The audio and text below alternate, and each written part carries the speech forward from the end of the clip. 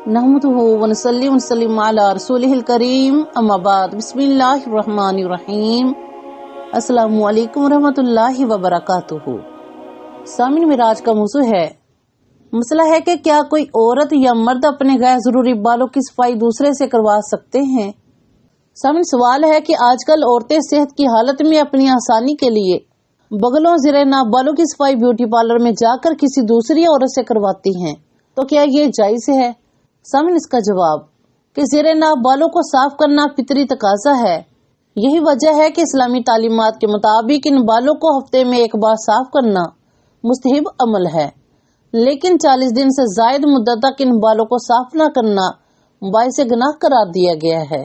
सामिन ये बात मालूम रहे कि किसी औरत के लिए दूसरी औरत का सतर नाव से घुटने के दरमियान है, इसलिए औरत के इस हिस्सा सतर को कोई दूसरी औरत बगैर मजबूरी बगैर जरूरत के नहीं दे सकती है। इस बिना पर एक मुसलमान सेहतमंद औरत के लिए जायज नहीं है कि वो अपना ज़ेरे नाप ब्यूटी पार्लर जाकर किसी दूसरी औरत से साफ करवाए। और बगल की सफाई का जहाँ तक मसला है, तो एक औरत दूसरी औरत से उसकी सफाई करवा सकती है। ताहम सामिन आजकल फितने का दौर है, दुकानों में कैमरे भी लगे होते हैं और आजकल खुफिया कैमरे भी आ रहे हैं जो नजर नहीं आते, और इसके अलावा कोई दूसरी औरत भी अपने मोबाइल वगैरह से वीडियो या तस्वीर बना सकती है। इस वजह से वहाँ बगल की सफाई से भी बचे, बल्कि पार्लर में खवातीन के सामने और भी खवातीन के ज़ेरे नाप की सफाई भी होती होगी। लिहाजा सामने ऐसे पार्लर न जाएं कि जहाँ पर ऐसे काम होते हैं, क्योंकि न चाहते हुए भी आपकी नजर सतरे औरत पर पड़ेगी। और सामने सवाल नंबर 2 कि मरीज के गैर जरूरी बालों की सफाई का मसला। कि सवाल है कि क्या कोई मरीज औरत या मर्द एक लंबे अरसे से बिस्तर पर बीमार हो और वो खुद से अपने गैर जरूरी बालों की सफाई ना कर सके, तो ऐसे लोग जरूरतमंदों में शामिल हैं और उनके गैर जरूरी बाल किसी दूसरे से साफ करवा सकते हैं।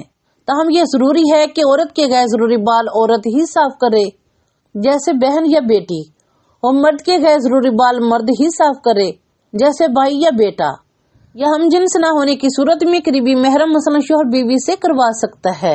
लेकिन सामने ये भी सिर्फ मजबूरी की हालत में, और इसमें भी निगाह की हिफाजत लाजिम है। बसूरत दीगर 40 दिन से ज्यादा ताखीर गुनाह है। और बालों को साफ करने के लिए क्रीम, पाउडर, लोशन या ब्लेड सब तरीके जायज है। और सामने इसके अलावा अस्पतालों में इस सिलसिले में लापरवाही बरती जाती है, इसलिए सरपरस्तों को अपने मरीज का ख्याल खुद करना चाहिए। और सामने सवाल नंबर 3 कि मैयत के गैर जरूरी बाल काटने का शरई हुक्म क्या है। सामने मसला है कि क्या औरत या मर्द मैयत के गुस्ल के मौके पर गुस्ल देने वाले मैयत के बगल और ज़ेरे नाप की सफाई कर सकते हैं।